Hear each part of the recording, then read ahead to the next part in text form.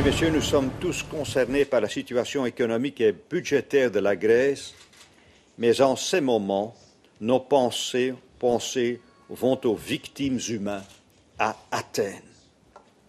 La Grèce était et est dans une situation difficile du point de vue des finances publiques et de sa compétitivité, nous le savons. Un programme majeur vient d'être conclu. Cet accord est ambitieux et crédible par les efforts qu'il représente sur le plan budgétaire et de la compétitivité. La consolidation budgétaire de 11% du produit intérieur brut d'ici à 2014 est extrêmement importante. Les mesures qui doivent permettre cet effort ont été clairement identifiées. Cet accord est également historique par le montant des financements apportés à un pays, 110 milliards d'euros.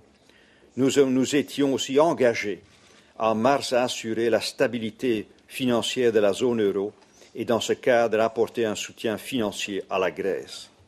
En absence d'instruments prévus par le traité, il a fallu mettre en place un mécanisme de coordination de prêts bilatéraux, coordonné par la Commission européenne.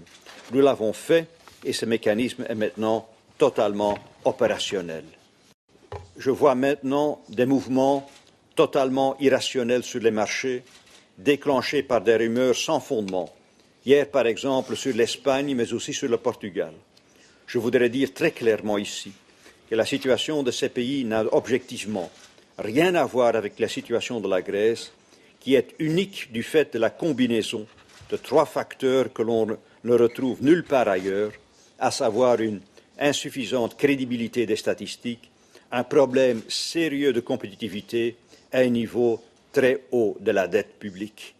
Ceci ne veut pas dire qu'il ne faut pas que nous tirions les leçons de la crise pour la zone euro. Nous avons des réformes profondes à faire et nous les ferons.